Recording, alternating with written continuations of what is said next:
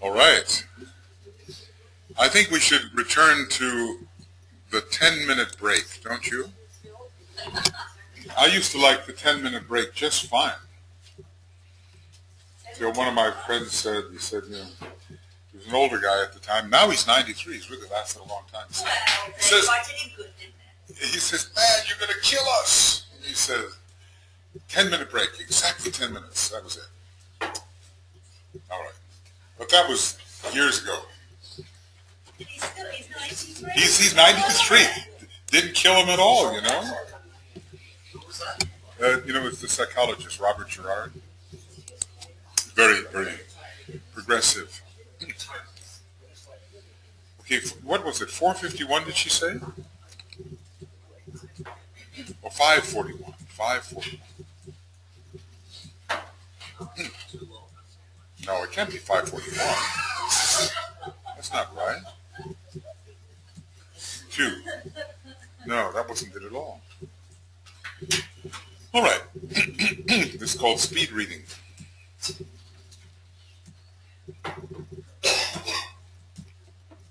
All right.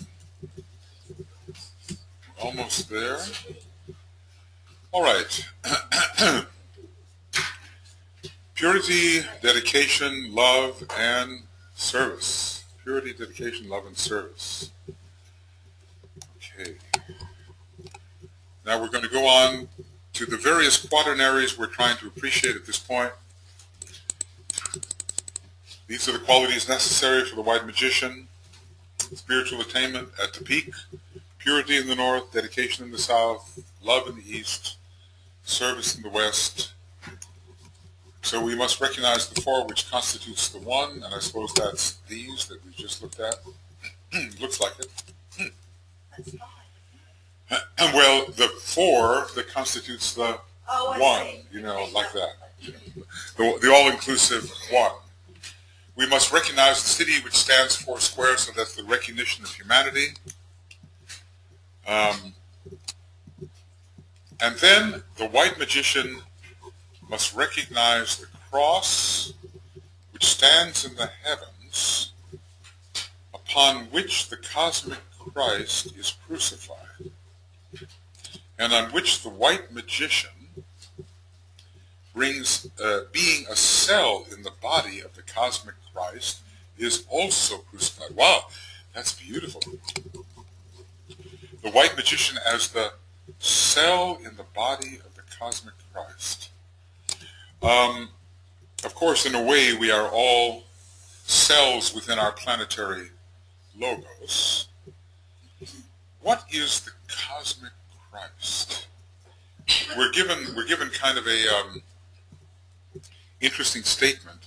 There's a certain constellation which is said to be the head of the cosmic Christ. Gemini. Yeah, that's it. And what's interesting about that is it's in the form of an oblong square. Gemini, if you've looked at the constellation, it seems to be, an elongated square. And I wonder if he's talking about a cross there. Now, another cross is the constellation Orion. Orion is another big square. It's not quite as oblong as Gemini. And Orion is sometimes called the cosmic Christ because it is a cosmic source within the one about whom naught may be said, and some of us think that it may be connected with the heart center of this being. But is Gemini related to the cosmic Christ also because it's linked to Sirius through the constellation? Well, now, Nicholas said an interesting thing that if you look at Orion, it doesn't really have a head. In other words, it's sort of like shoulders, but not much of a head. But if you look slightly off to the, I think it's to the sort of north, above and left, you see that Gemini is positioned in such a way that it could almost be considered as the head of Orion, the cosmic Christ. This is one of the thoughts that he offered. But Gemini is linked to Sirius, definitely, but Sirius itself is such a small star compared to some of these constellations. I mean, Sirius is a dwarf star. and Sirius may well relate to a particular constellation which is very local to ourselves. Sirius is only 8 light years away, although DK calls it a tremendous distance. Alpha Centauri and Beta Centauri are 4 light years. There's, 10 light years, 11 light years per sign. There's a local group of stars, which I think we have to consider in light of the 7 solar systems, of which ours is one. There are different ways of interpreting this, of course.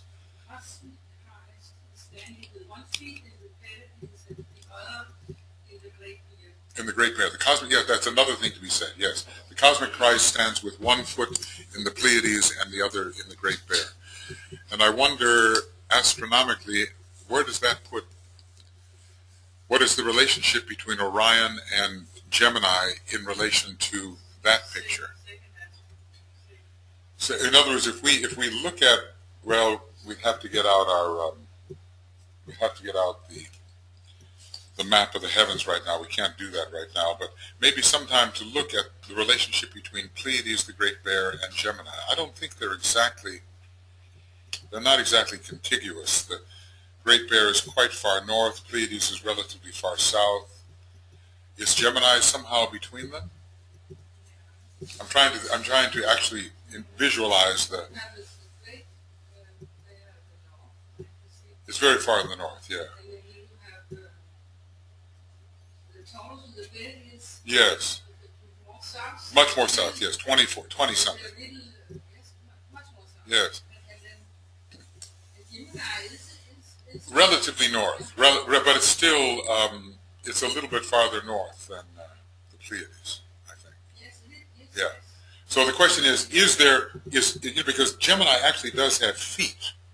The twins actually have feet in that square. So the question is one moving towards the Great Bear, and is one moving towards the Pleiades? Is there some literal interpretation of this? I'm wondering.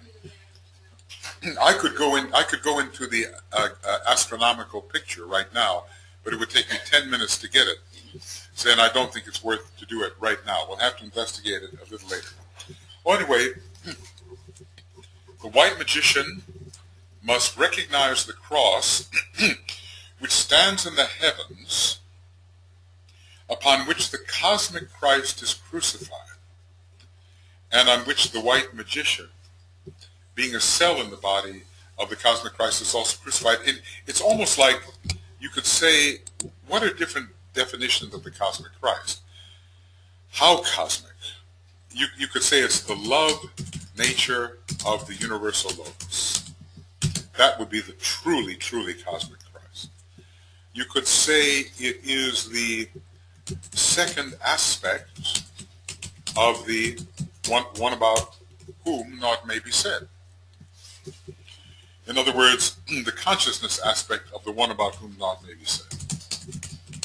Of the one about whom. You could say it is Orion. You could say it is Sirius. There are a number of different ways of looking at the cosmic Christ, all the way from the greatest possible picture of the whole universe and the love-wisdom aspect of the absolutely universal deity, all the way right down to our local area, our local cosmos. We do know that we cannot call our solar logos, even though he is a being of love and wisdom, we don't call him the cosmic Christ, per se. So, because it's somewhat beyond that. I think it has to do with that which includes us. So from a certain point of view, I think it is within the being of the one about whom naught may be said. Okay, within the being of the one about whom. See, I'm getting to write one about whom several times. That satisfies me so much. Technically and astrologically speaking, in this present eon, and that's an unspecific word, all you can say is an eon is a long time. Is it the duration of a solar system or a lesser period? He must understand the inner significance of Taurus, of Leo, of Scorpio, and Aquarius, where they are potent in our world cycle. Okay, so now, remember the 4 that were standing at the square above? These are the signs of the 4 archangels. So Taurus is Uriel. Leo is Michael. Scorpio is Gabriel. This is one of Blavatsky's enumerations. And Aquarius is Raphael. Now, there are other assignments. Sometimes they're assigned to the cardinal signs, but generally there are some visions of the 4 heads of the 4 faces, and they relate to the 4 archangels. And earlier we were looking at, let's see what we have here. You said Taurus was? Uriel. We also have 4 Gospels, and we have the 4 evangelists too, and they are identified with the archangels also. So let's see, at the 4 corners of the square stand the 4 angelic whatever are seen. So I think this is related to the fixed cross in the context we've been discussing. Now, why is the fixed cross so important to us at this time? It's the cross of the soul, the cross of discipleship at this time. It's the cross on which those who are attempting to live as a soul are crucified. It's so interesting to me that we are considered as white magicians to be a cell in the body of the cosmic Christ. That is very interesting, because of what are we a cell? Actually, a cell is an imprecise word. How big is a cell? A cell, an atom, imprecise, I think. But we are certainly a cell in one of the major chakras of the planetary logos. As a monad, we are cells. Some will be in his head chakra, some will be in the heart chakra, some will be in the throat chakra. Now, actually, I've begun to wonder whether most human beings are not in the throat chakra of the planetary logos. Whether the monads who are members of the hierarchy are not in his heart chakra. Whether the monads who are found in Shambhala are not in his head chakra. See, in other words, rather than look at humanity as distributed over all the chakras, I wonder if the throat chakra of the planetary logos isn't that which holds the human family principally. All right, we are interpreting quaternaries. That's what we are doing. We've had the quaternary of the 4 and the 1. We've had the quaternary of the city that stands 4 square, and we've had the quaternary now of the cross. Are you a quaternary? See, in a way we are, aren't we? One aspect of us is a quaternary. What is that aspect? The personality is a quaternary, but I can show you another quaternary which is rather interesting. And you can ask, are we that quaternary? We are the 4 that is to become a 3. Okay? So what could one mean by that? And I would say this. Here is the quaternary of the personality. Here is the quaternary of the soul. Here is the triad, and here is the monad. 4 aspects. We are the quaternary in a much larger sense. Monad, spiritual triad, causal body, personality. However, we are the 4 that is to become a 3. Can one see that? Because something is eliminated, right? So the solar angel sort of completes the quaternary, and the solar angel goes away. And then we are returned to the state of being a trinity, which would be monad, spiritual triad, personality. Okay. All right. All right. Technically, let's see what he says. Technically and astrologically speaking, in this present eon, he must understand the significance of Taurus, Leo, Scorpio, and Aquarius. Remember these 4 signs because they provide what the Tibetan calls blinding light fiery pain, bitter woe, and redemption. Redemption! Don't forget redemption. Redemption is on the way. You get redeemed, and yet the liberation, you get liberated in Aquarius. So you have blinding light in Taurus, fiery pain in Leo, bitter woe in Scorpio, and yet the cross of liberation in Aquarius. And we are moving through those 4 phases. Now, I assume that everyone in this room would like to be crucified on the fixed cross. Is that correct? Volunteers, please. I think as we're trying to live the life of the soul, I think it's inevitable. And very interesting, too, there's a lot of desire on this cross. If you think about it, Taurus, a major sign of the astral body. Aquarius, good idea. Aquarius, let desire in form be ruler. When it comes to Scorpio, you have to conquer desire through detachment. When it comes to Leo, you have the ego with its powerful demands. So in the fixed cross area, we move from desire to love. And it's a tough go, because the signs in a way are very resistant. He must, if I may express it symbolically and yet at the same time accurately, be able to utter forth the achievement which is the goal of his endeavor in each of these 4 signs and under each of these 4 powers. Now, are we talking about what the white magician has to do? Is that correct? These are requirements to become a white magician, right? In Taurus, he must be able to say, I seek illumination and am myself the light. Was it only the Christ who said, I am the light of the world?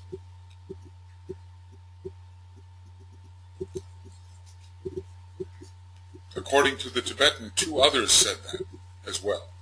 And every son of God basically says that. He says the Buddha, and Hermes. Hermes Trismegistus, yes. Also, he knew that he was the light of the world. Somehow, Hermes and Master R are very somehow connected. You know, I cannot say that they are identical, but that is the line. It's the 3rd ray monad line. But the interesting thing is that also the Buddha, the Lord of Light, is the 3rd ray monad. See, here's the question about light. Does it pertain to the 3rd ray, to the 2nd ray, or to both? And I think if you read Decay, you find that it refers to both of these ray qualities. In other words, you say, well, there's power, there's love, and there's light. So in that case, the 3rd ray is assigned to light, and the Buddha, the Lord of Light, is the 3rd ray monad. But from another point of view, the 2nd ray is called the ray of light-bearing influence. It carries the light on behalf of others. So there's a lot to do with the 2nd ray and light. In other words, it goes like this. Vibration, 1st ray. Light, 2nd ray. Sound, 3rd ray. Color, 4th ray. Vibration, light, sound, and color. This is one of the enumerations given for the 4 etheric planes in descending order in cosmic fire. So, okay, in Taurus, the white magician must be able to say, I seek illumination and am myself the light. Do we know ourselves to be the light? In what sense is this true? Why can we say we are the light? Are we? I mean, from a certain point of view, the whole universe is a unit of light. Perhaps we reflected light. Well, okay, we are that too, because in our lunar nature we reflect the light of the sun. But are we as a monad a brilliant light source? I think we could say so. I think there is that point of luminosity which is at the center of our being, and we can say we are that light. But is that point of luminosity undetached? In other words, is it not attached? Is it not attached to the greatest of all sources of light, to the universal monad? In other words, is it possible to conceive of ourselves in such a way that we get rid of our usual conception of form and reduce it to light? Rule 9. Remember Rule 9? Do I remember Rule 9? Let the group know there are no other selves. Let the group know, and this is the important part, there is no color, only light. There is no color, only light. In other words, this entire world of form can be reduced to light, just like in the Kabbalah. The universe is a precipitation of light, and everything that you see here is resolvable into light. There is no color, only light, and then, of course, later, and then let darkness take the place of light, hiding all difference, blotting out all form. So we have a certain dissolution in consciousness to accomplish. I mean, we look around ourselves, there's this, there's all these things around me, but there's a common denominator in every one of these colored, shaped things that I see. I could reduce everything I see to light. It's all precipitations of light. So we need to know that in Taurus. And now, do we think the Buddha knew that? He somehow, being a Taurus, he still was not trapped by form. He was so incredibly practical person. Have you ever read some of the stuff the Buddha spoke? Because he didn't write it down, other people wrote it. The simplicity of what he said is just astonishing. Of course, I left my Buddha book back in Phoenix, so now I'm excused for about 3 months of studying him. But he had a sixth-ray mind, the Buddha.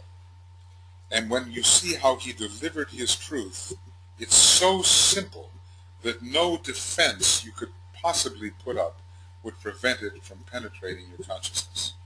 You have some experience reading his sermons and statements, and is it not astonishing, the simplicity?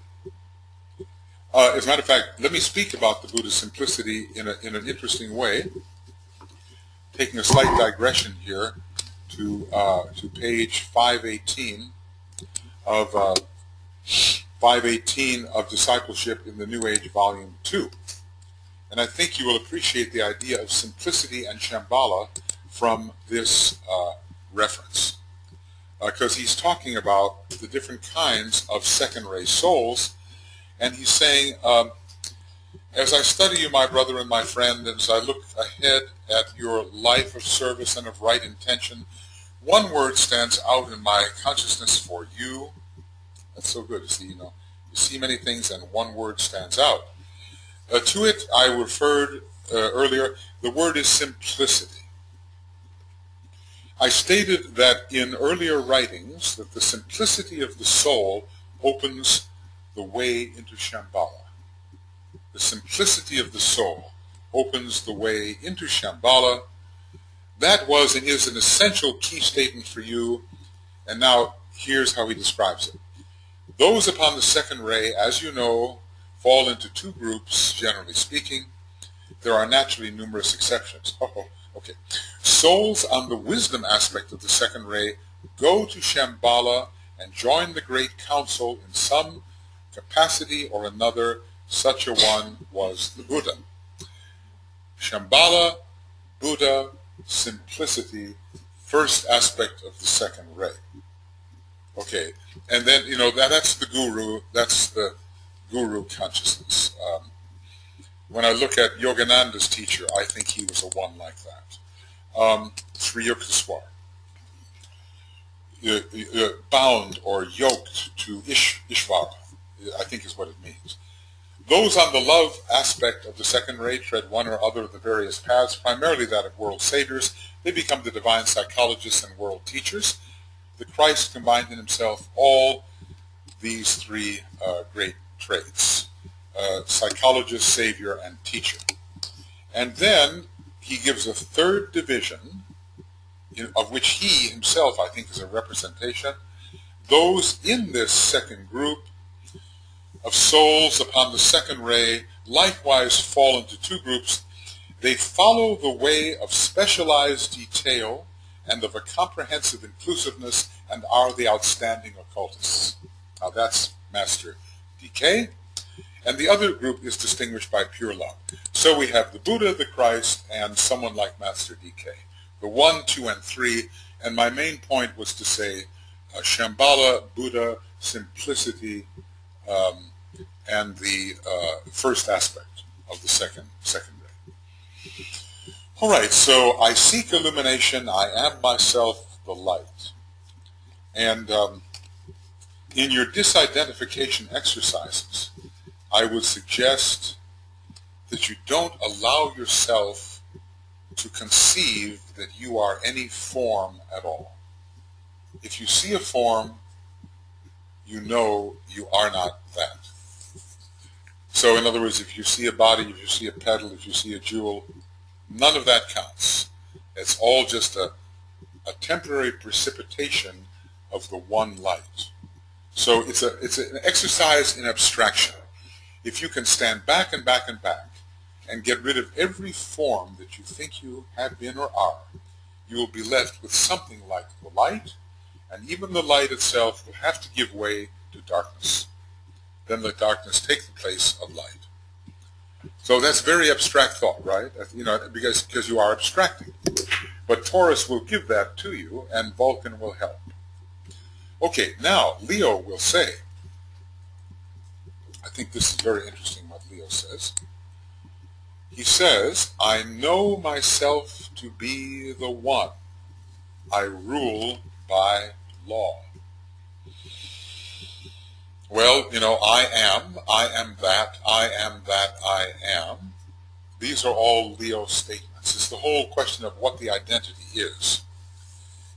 Now, he says, there's a very strong first-ray statement where he says, I am the one, I move to power, I am the one, we are a unity in power, and all is for the power and glory of the one. This beautiful stuff, that's a first-ray integration formula. It's very connected with Leo. Leo has a lot of the first ray in it, but now explain to me, I rule by law. Because Saturn is weakened in Leo, isn't it? Or is it? It is. It is, and it isn't. It is. Saturn, first of all, why is Saturn weakened in Leo? What do we say about Saturn in Leo? In what, it's in the sign of its what? What do we call it? It's in this, you know, Kisler knows this, but let's see if you all know this. You know this. It's called detriment. Detriment. It's in the sign of its detriment. But there's also another triangle. And it goes like this. What's more than triangle? Great Bear, Leo, Saturn, Shambhala, head center, base of the spine. Great Bear, Leo, Saturn. In this particular case, Saturn distributes the first ray from Leo, from the Great Bear, into Shambhala. So in this case, obviously Saturn cannot be weakened in relation to Leo. Now there is a star in Leo, which is the key to this statement, I rule by law. Exactly. Right now, it just happens to be around 29 Leo, you know, maybe almost zero of Aquarius, but that zero of Virgo. But that changes as the precession of the equinoxes proceeds or recedes. But there is this regulation, this sort of first ray, seventh ray star in Leo, I rule by law. Now, what is the mantram of Leo for the undeveloped man? And we'll see something interesting about the state that Leo comes to later. We should know the negative mantram for Leo. Let other forms exist, I rule. Yes, it's correct. Let other forms exist, I rule, and then there's it's also put this way. Let other forms exist, I rule because I am. Because it's also listed that way. Let other forms exist, That's fine. I rule because I am. In other words, I have a natural authority simply because I am. Now that is an extremely, in a way, egoistic statement. I'm the boss simply because I'm the boss. I rule. Now look at what the evolution of this has become. I rule by law. What an evolution that is. In a way, it's an interesting movement from Uranus to Saturn. Uranus is pretty much, I'm the individual, I am who I am, I'm unique, I rule. Saturn is, there is a great law under Sanat Kumara or whoever is the true regulator of our system, and I conform to that. I humble myself. I achieve humility in Leo. So it's very interesting that the primary egoistical sign submits itself to law in the last analysis. Because, in esoteric astrology, you don't see this, I rule by law. Here is a... and what would it mean to rule by law, in your opinion?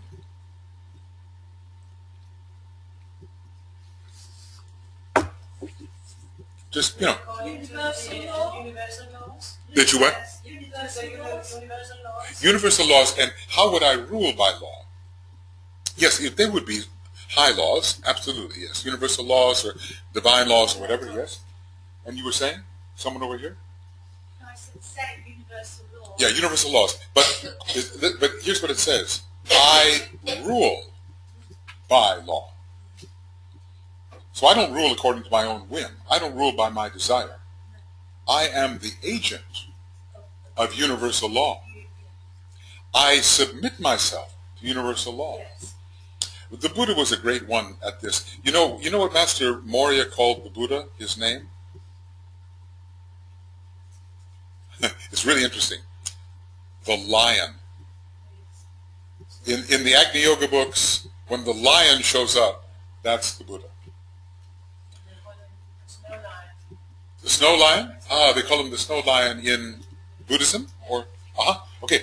So he said he had that incredible kind of authority. I don't know the Buddha's horoscope.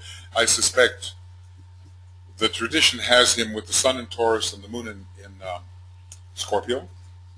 And I believe the DK gave a hint that he had Pisces rising as a world savior. Nevertheless, Master Morya called him the lion. So this relates to Leo, to Regulus, and to the humility achieved when you realize that somehow you are the one identity and you must be completely impersonal about it, and all of the imposition and the regulation you submit other people to is due to your own submission to a higher law. So it's a bit like, not my will, Father, but thine be done. In other words, I don't stand in my own authority saying, you obey me because I'm me. You obey because I'm an agent of the law, and you are obeying the law, not me. This is very interesting. The word he will utter forth in Scorpio will be... These are wonderful old phrases that add a lot to our astrological knowledge of these signs. Illusion cannot hold me. I am the bird that flies with utter freedom. Well, first of all, the conquest of illusion is extremely scorpionic, isn't it? If you really think about it, what is the negative mantram of Scorpio?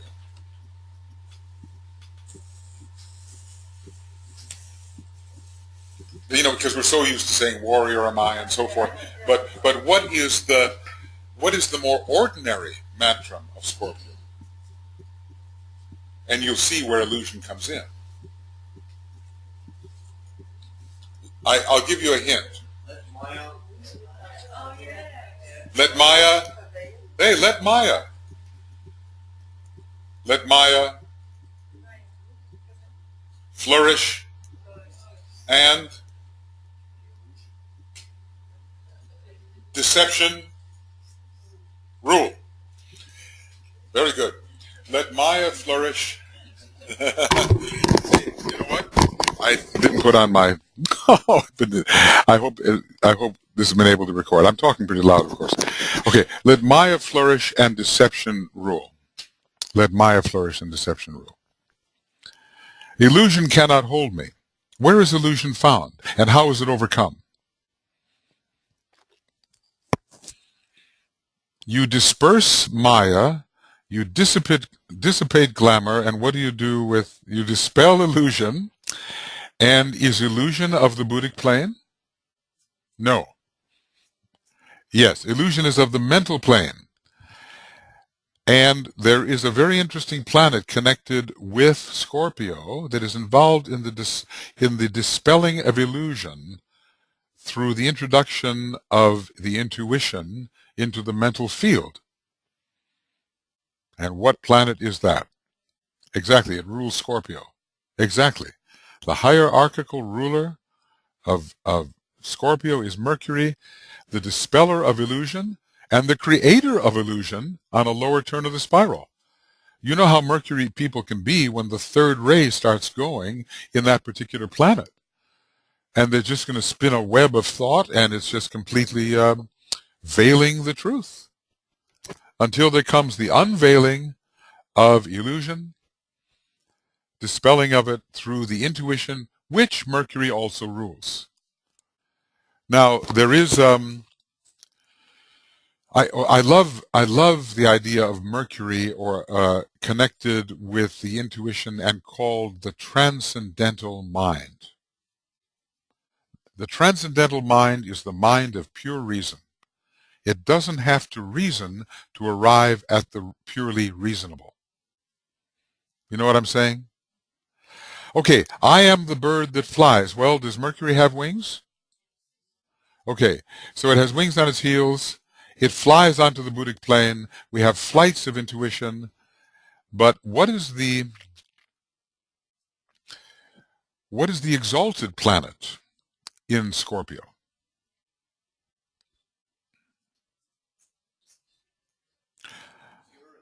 Uranus.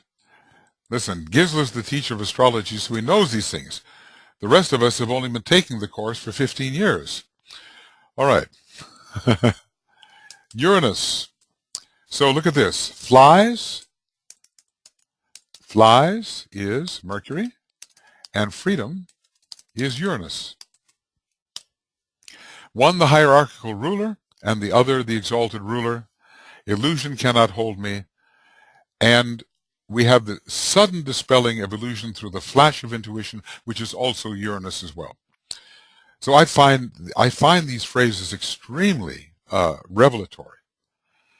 And Aquarius, who are we now? We're talking about the qualifications for the white magician who has to be able to behold and see the quaternary of the cross. He has to be able to stand at all places on the fixed cross and say the following things. I am the server, and I, the dispenser, am of living water. Now, where are we going to find living water? Not on the cosmic, not within the solar-logoic dense body, are we? Let's just say, yeah, living water begins on the cosmic etheric planes. And we almost might say the Buddhic plane, Buddhic plane gives us the living water.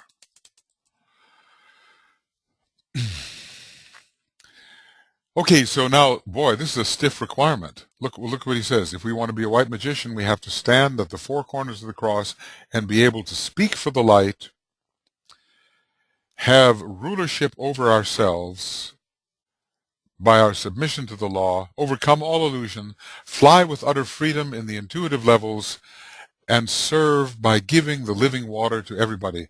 Sounds like a tall order, doesn't it? Tall order meaning stiff requirement.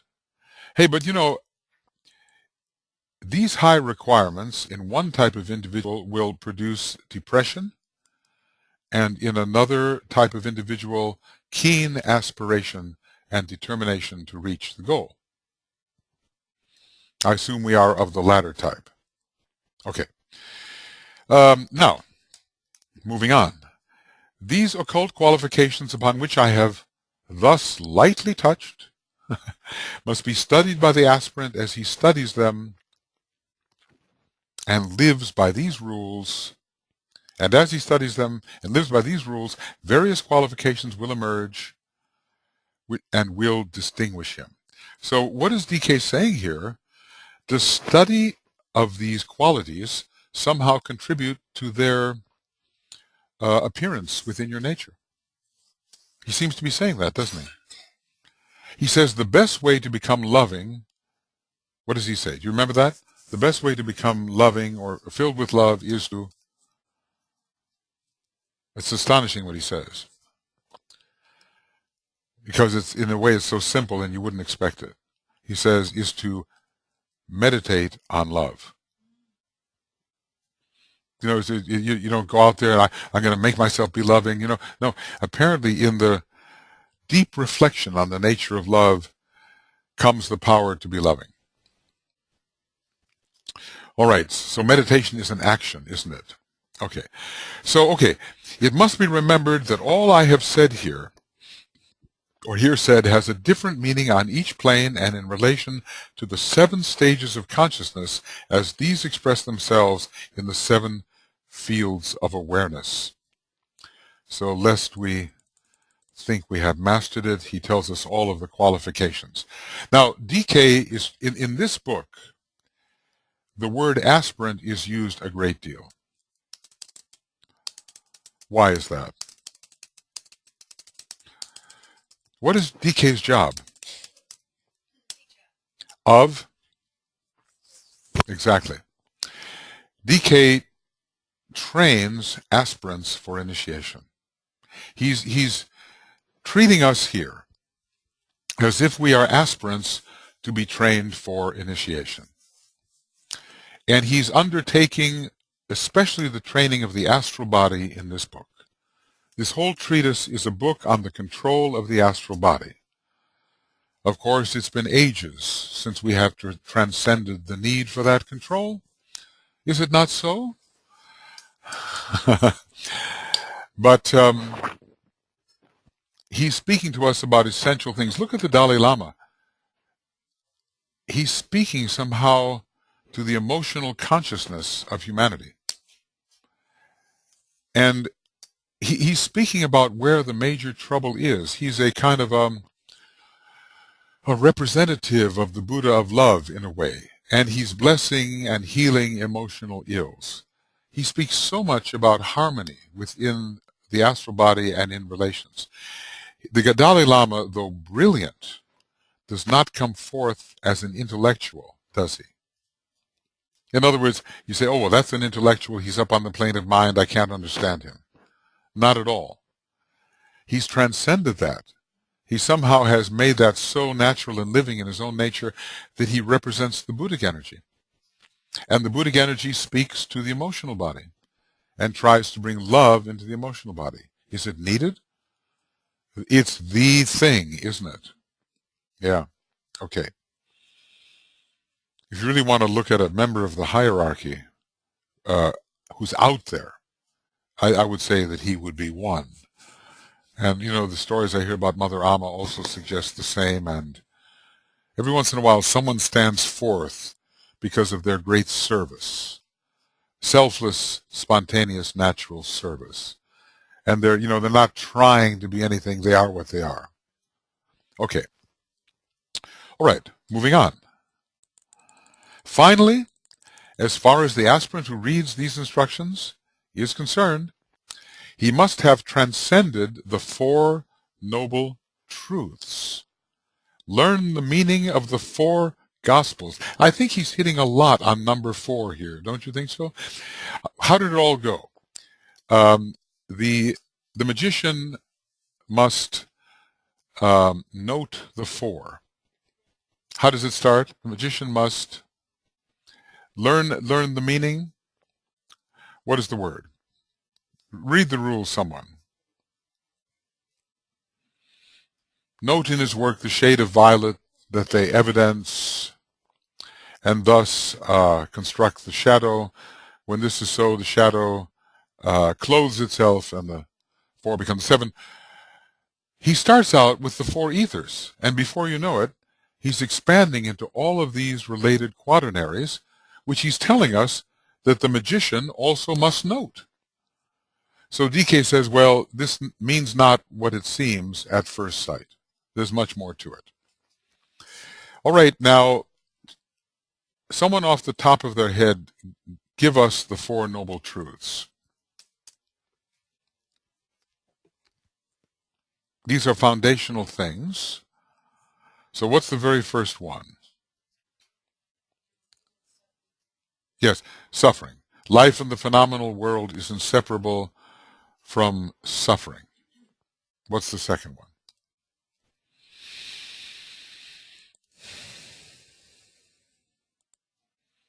Okay, let's see. We certainly remember the suffering part.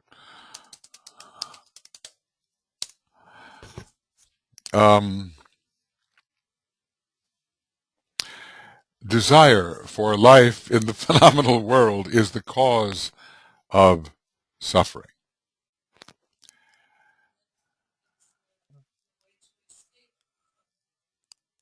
Yes, cessation of desire for life in the phenomenal world is the way of relieving suffering.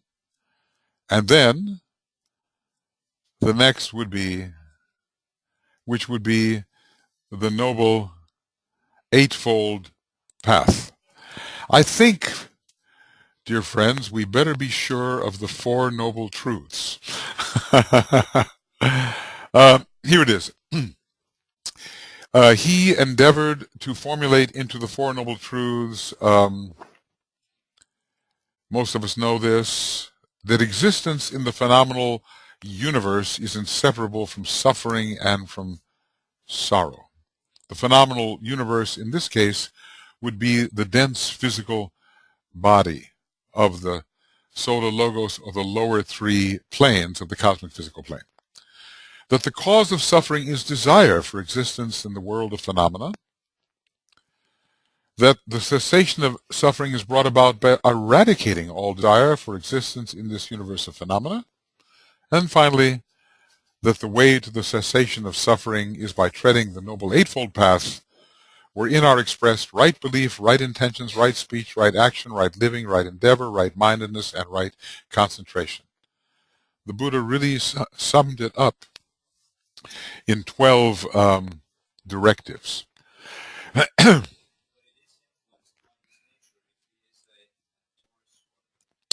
Yes, Taurus Scorpio, but I think the Tibetan snuck his horoscope in there somehow.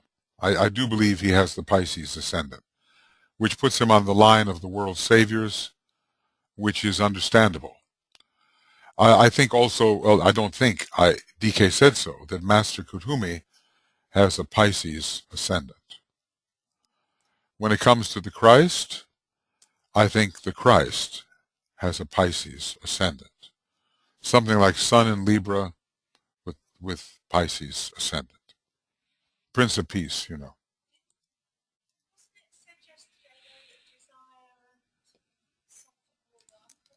Will.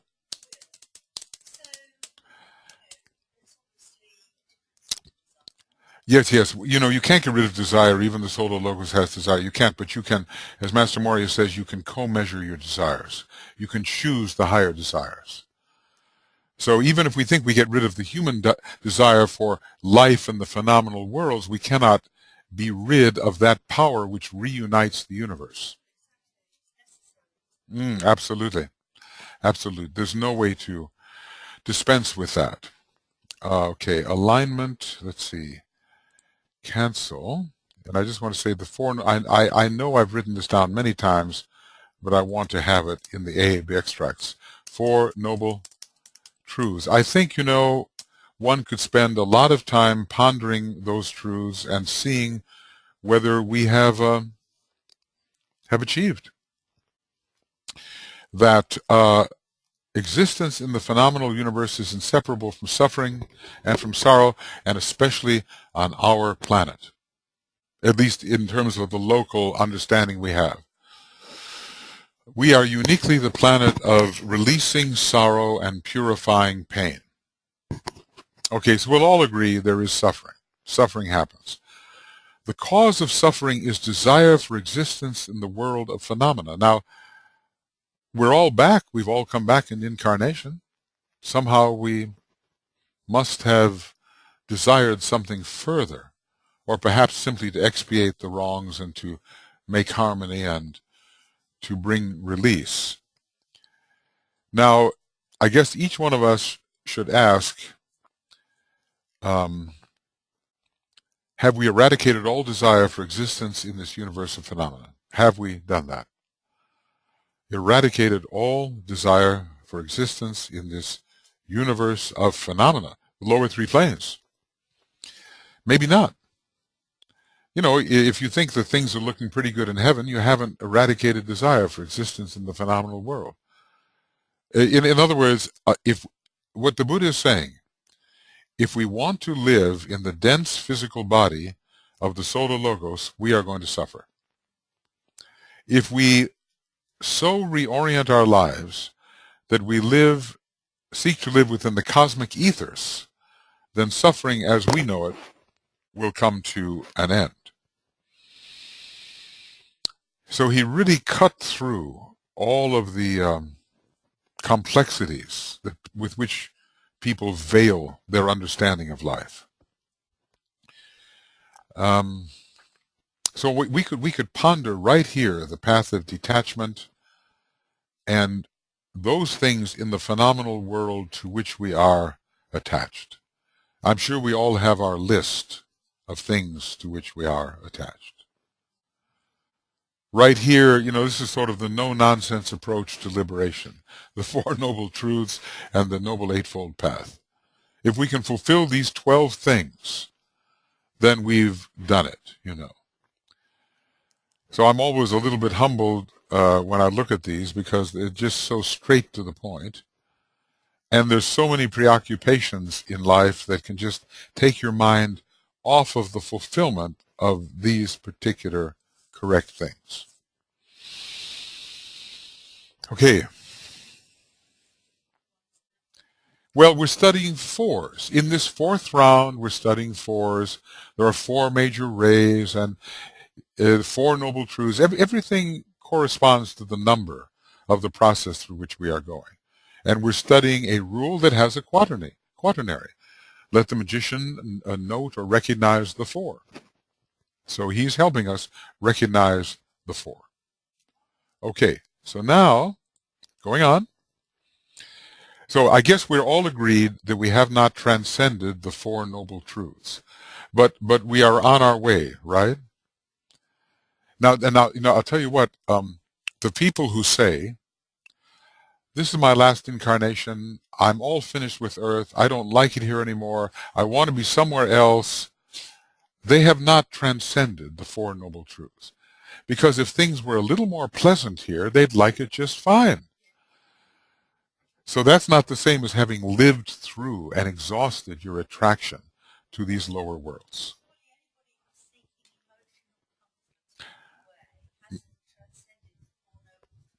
No, that's true. That's true. And of course, emotional comfort and peace in that lower emotional sense is the goal of many, many people. Well, we will all be tested when it comes to choosing whether to go to Devachan or not. I understand it's a very nice place. 5 stars, you know. The 5 stars over Devachan. Okay. Learn the meaning of the 4 Gospels. So apparently he is somehow discriminating between Matthew, Mark, Luke, and John. Maybe there's some code here. Understood the significance and the purpose of the 4 elements. Earth, water, fire, and air. He's ascending, isn't he? Earth, physical plane, water, astral, fire, mental, air, Buddhic. He's ascending.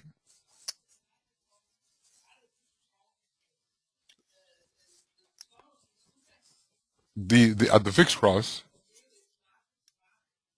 Yes. Okay, so Mark is the lion, isn't he? So who is Matthew? Taurus. Luke is Taurus. Mark is Leo. Matthew's Aquarius. Who's Scorpio? John? Why should he be Scorpio?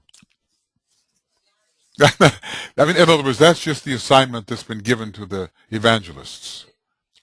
Who was the physician? One of them was a physician. Was it Luke? Was Luke not the physician? Painting. One of them was the doctor. But Luke, so what do we have? We have Luke, Taurus, Uriel. We have Mark, Lion, Michael. We have Gabriel, Scorpio, John. And we have Raphael, Aquarius, who? Matthew. But wasn't one of them a tax collector? That should be more like Scorpio. Okay, well anyway, I'm sure that there are reasons for assigning them in that way.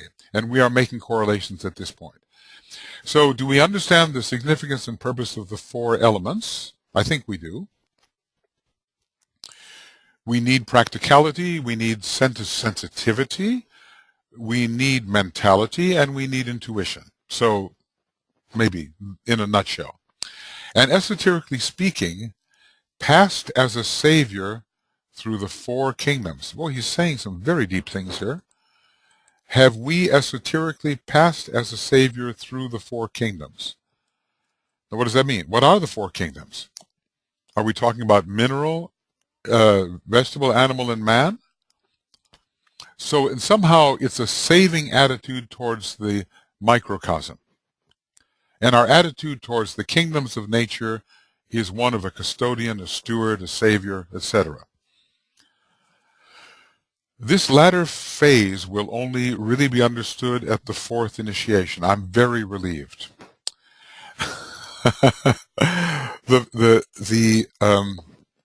Well, I suppose the four kingdoms, you know, how would things stack up? Earth is the first initiation. Water is the second initiation. Is fire the third? Yes, I suppose fire is the third, or the transfiguration or mental glorification. Then is air the fourth initiation? Well, it is liberation into air. The bird flies free. The eagle flies. You're free of illusion, I suppose. Okay. You say what? Well, I think that air is the Buddhic plane. No, I think he means the lower kingdoms too. The lower kingdoms too. But I think that each one of the initiations is related to a kingdom. There's a mineral initiation, a vegetable initiation. We're told, you know, look at the vegetable planets. Venus, Jupiter, and Neptune rule the second initiation. There's probably a need at the second initiation to become something of a vegetarian so you can purify your astral body. So I think that makes sense here. And then the fire of the third initiation, I think at the third initiation there's a transition from fire by friction into domination by solar fire. I think so. And we're told also that Mars and the moon put up a furious conflict at this initiation. So I think fire is involved. A change of fires occurs at the third initiation. Up to that time, we are still dominated by fire by friction. Even though we're getting a little inkling of what solar fire is, it's not until that time that solar fire owns the majority of our expression. The sun shines, the sun rises, the sun is on the mountaintop. That's solar fire. And then at the fourth initiation, you pray at the rock in the garden, and you are liberated into the air. Now this has to do also with the Egyptian mysteries. Tuya has done a lot of work with this, and there's the Ka and the Ba in the Egyptian mysteries, and the Ka is the solar angel, and the Ba is the human soul, and they both get wings at the fourth initiation, and the solar angel flies back to the heart of the sun, or the central spiritual sun, and we start flying with our wings on the Buddhic plane, which is the plane of air. So we are liberated into it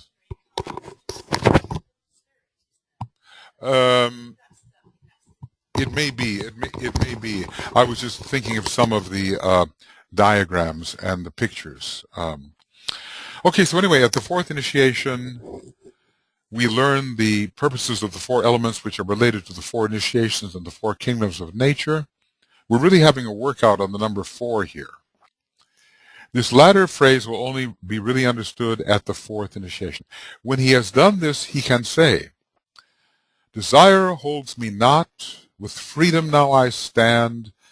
I desire all and nothing." This is so good.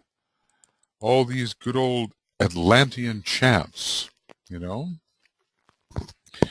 These were the hit tunes in the Atlantean period. Desire holds me not, with freedom now I stand. I desire all and nothing. I live and die, am offered up and rise again. I come and go at will. There's the, you get your, you earn your wings. In our teaching about the Egyptian work, Tuya has often emphasized the transformation from an elemental into a deva. An elemental has no wings. Man is an elemental. Enter the fifth kingdom, get your wings at the fourth initiation. So, ruled by, and look, what planet is one of the major planets ruling the fourth initiation? There's 2. It'll have to fit, wouldn't it? It's Mercury. Yeah, Mercury and Saturn rule the fourth initiation. You get your wings and you fly onto the Buddhic plane. You come and go at will. Earth lies beneath my feet. Water laves my form. The fire destroys that which impedes my way. The master of the air am I. This is absolutely the fourth initiation, the master of the air. Through all the world of forms my feet have passed. I've walked through them all. Passed as a savior through the 4 kingdoms. All now exists for me, and I, the servant of the whole, persist because I am the spirit. Nothing has killed me. I have not been, the elements are powerless against me. So the magician conquers all the elements at the fourth initiation. On the way to the fourth initiation, we've been suffocated, drowned, and burned. And now we achieve freedom into the air. He talks about the different deaths, So this is a beautiful fourth initiation kind of stanza. Desire holds me not, with freedom now I stand in will. Now what about this I desire all and nothing? Can you relate to that, or what do you think it means?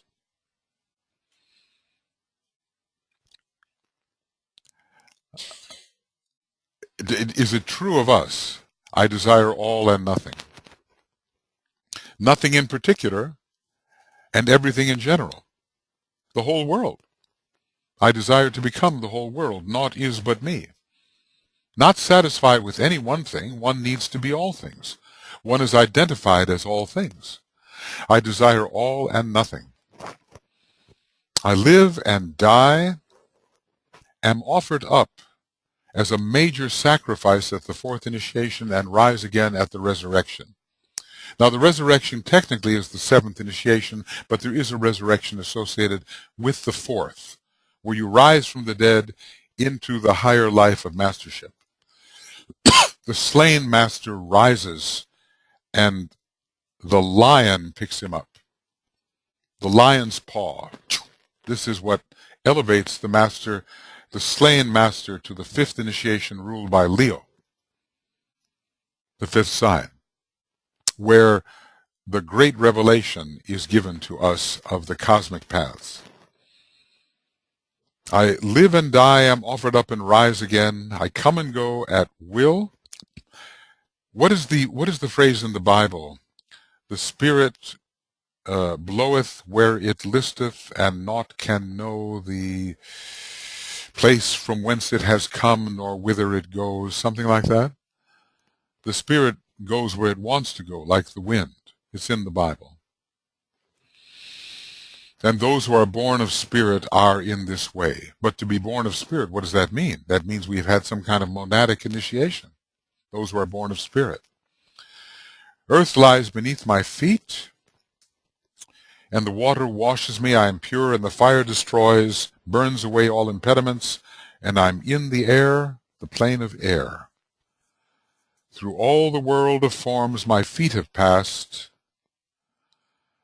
All now exists for me, and I, the servant of the whole, persist. This is a marvelous contemplation. Because you sometimes say, well, what is the fourth initiation? Well, here it is. This is it. In the words of the old commentary, a marvelous description of what we have to achieve.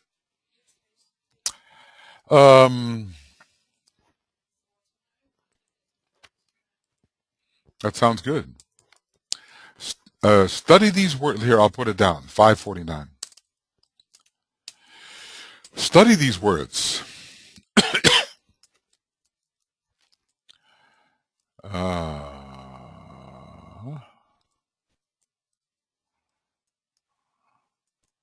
Where am I? Did I just write 549? Better find it. 549. Okay. We're still on 549. Okay. Is it a little farther? Just tell me when to stop. Not yet? What happened? I got lost.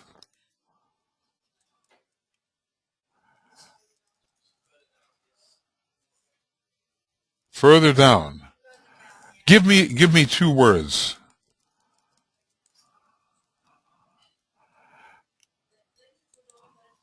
I put this in. This is an insert, right? Okay, I put this in as an insert. Thank you. Study these words. Oh, yes. We're almost ready to go. Study these words and note how the concept of the ideal requirements, which constitute the equipment of the white magician, has steadily grown. And then he assures us that he could enlarge upon many other quaternaries, but the few just quoted suffice to show some of the recognitions towards which the aspirant strives. And we've been introduced to them in the context of the 13th rule. The only other one which I will note is that referred to as the violet 4, or the 4 types of energy which constitute the vital or etheric body of all forms in the natural world. And here again we have a higher 3 and a lower 1. The lower 1 is always the embodiment, it's the Buddhic plane, it's the 4th ether, whichever indicates the 3 aspects or principles of divinity and the form through which these 3 must manifest. So it's the, what is happening here? Oh, you know what? I think I know the problem. I think what I've done is my clipboard had the 4 Noble Truths on it or something like that. Okay. Okay. I know we have to go in just a very short time. But don't go yet. Okay.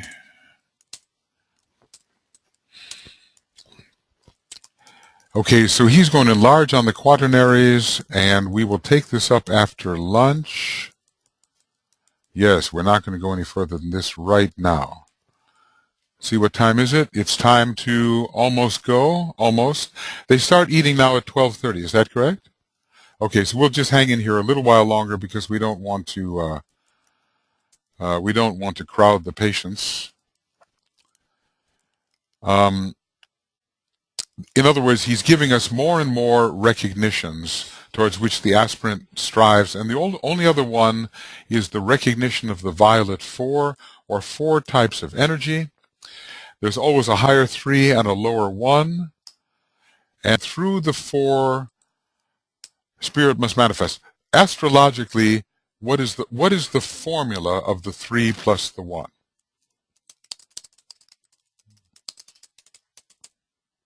Right? You know that. Right? Aries, Taurus, Gemini, manifesting through Cancer. That's the formula, right? Here's another formula. Look at the vehicles of the human being. Give us the formula. Look at the personality vehicles of the human being. What is the 3 plus 1 formula? It just follows this almost exactly. 3 plus 1. Look at your horoscope. What is it?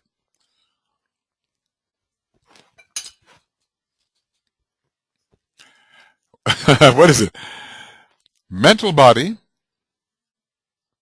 desire body, etheric body, manifesting through dense physical. So do you see the analogy here between the Buddhic vehicle and the dense physical body? When you compare logoic, monadic, atmic to the Buddhic vehicle, it's like comparing mind, emotions, ether to the dense physical vehicle. They're both in the number 4 position. Does that make sense? We always need a vehicle. And like I said yesterday, it's Father, Son, Holy Spirit, Mother. Or let's just say Father, Son, Daughter, the duality there. Holy Spirit embodied in Mother. Exactly. Holy Spirit is Gemini, is ether, is Brahma. Right. And then there is the mother aspect, which is considered to be the embodying aspect. Okay. Spirit, soul, and body express the same idea from another angle added to that which is produced through their interaction. So what is produced through their interaction? I suppose the composite man. Okay. Composite man.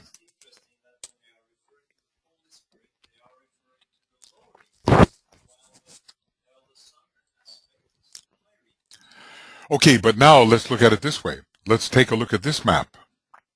Let's look at the cosmic map. And then we'll have another perspective on this. Here's the cosmic map. And now, here is the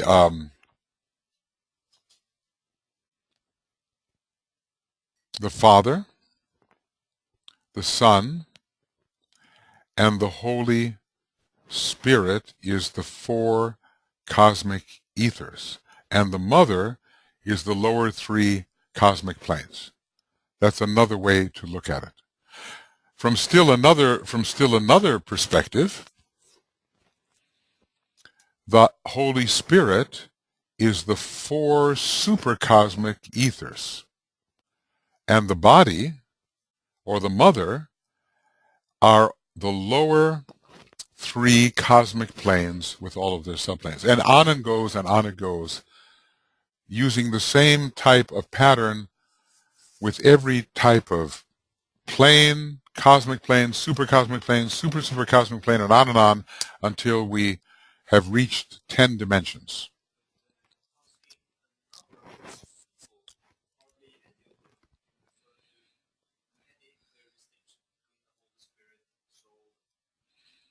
Yeah. Well, I think the vital... Yeah. Okay, well, that's where the occultist comes in.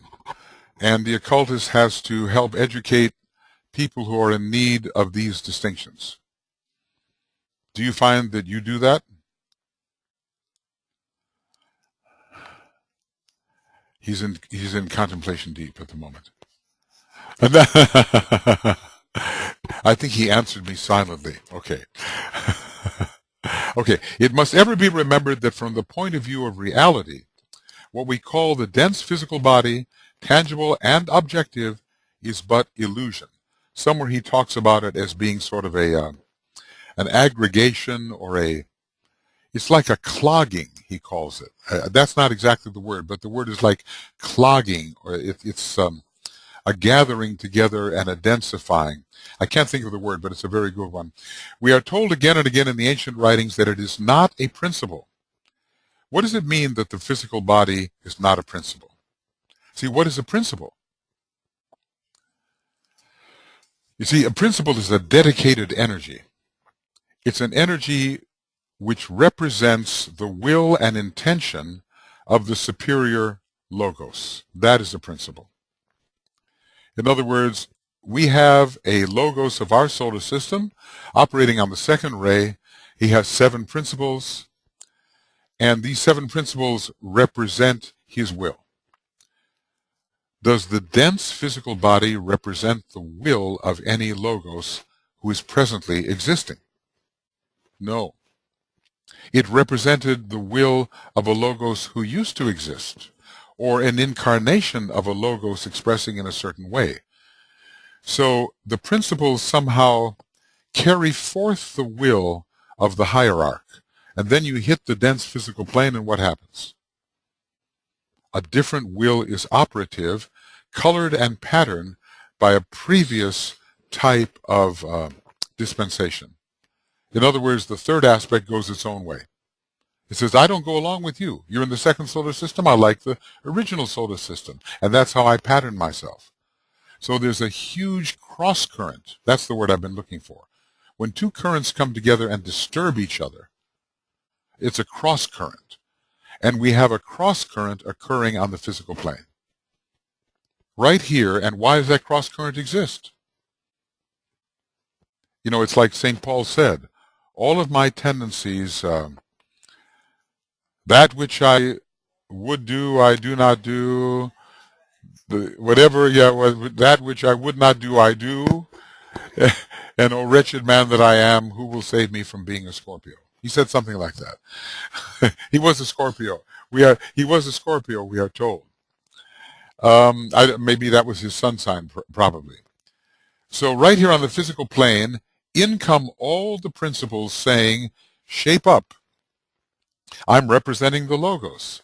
This is the pattern we're trying to have now. And the physical plane folds its arms and says, I don't like that. I'm used to my own way. The cross current comes in, and there is a lot of friction on the 4th plane of friction. So the battle is fought right here, right out here on the densest of levels. It's just an illusion, not a principle. So what is a principle? Let's just say streams of qualified will from the hierarch, whichever hierarch it may be. Why is this so? Because it is only an appearance brought about by the merging of the higher 3 and the 4th. And this appearance is a fiction or a figment of the human mind. Whoa, that's an amazing statement. I speak not in parables. I utter only facts in nature, and one that is slowly coming into mature consideration among the philosophers of both hemispheres. That's what he called it. Don't let me forget this. He called the physical body a congestion. Congestion. In other words, a block. It's a congestion of factors that has come together, and it needs to be dissipated. I won't go looking for it, but it is a densified congestion based upon the true principles.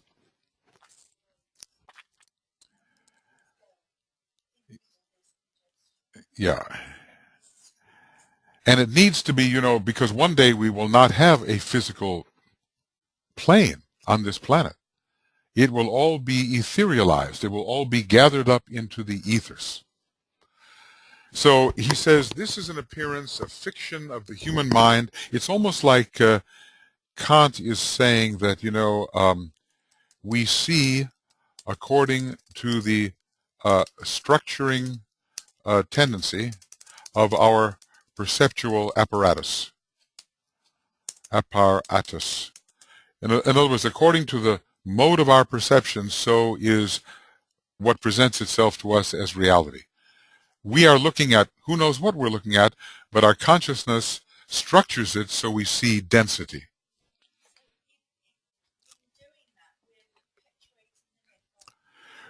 Yes, we have limitations of perception, and we continue to perceive in that way, and so that which we perceive looks like a permanent reality. That when we change our perception, this physical plane will begin to disappear because we'll see right through it, and it will begin to look like less and less, and we will see through the congestion. When I read that word, I think it's the correct word. It's like aggregation, congestion, something of that. Let's just see if I can find it. Coagulation is another word, another word that is good. The idea, it's something that has to be, it blocks. See, materialism is the state of mind. Materialism is belief in the reality of a certain type of perception, which is very limited. So a materialist is a blind person who sees only that which is presented to the lowest perceptual apparatus in his perceptual mechanism. Now we have other perceptual apparatus, and when we begin to perceive with those things, the world's going to look much different. Right now we see a dense, separated, congested type of reality. And that has to change. Now, when we start to develop etheric vision, of course, it does change. And, that's what we have to do. That's our next frontier. Let's just see if I can just look at this. Congestion. How many congestions can you get? The spleen is nerve congestion, material congestion, nerve congestion. Troubles are due to congestion. Okay. Maybe the word is congested. Etheric congestion, which, here it is. Finding something before lunch is always good.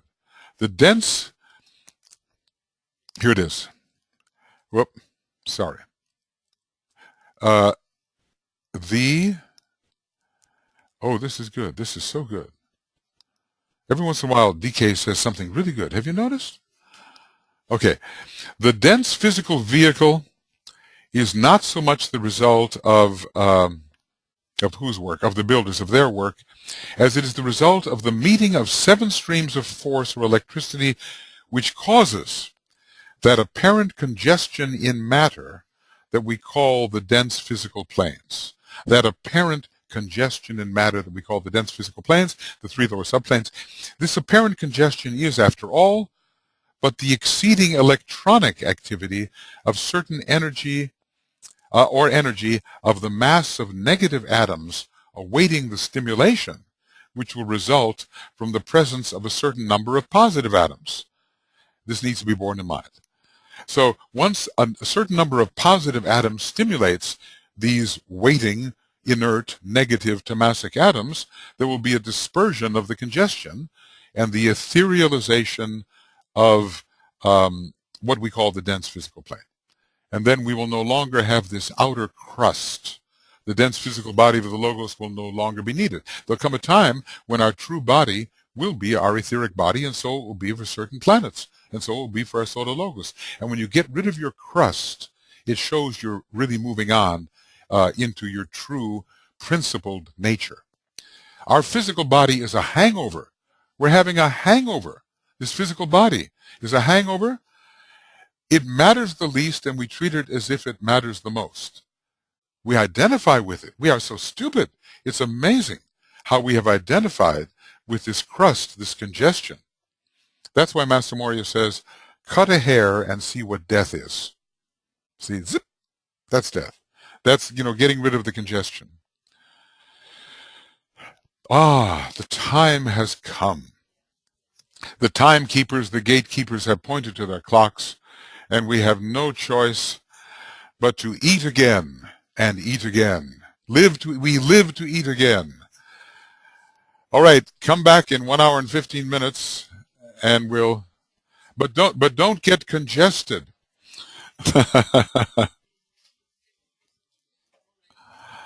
Oh, yeah. All right, let's see. So.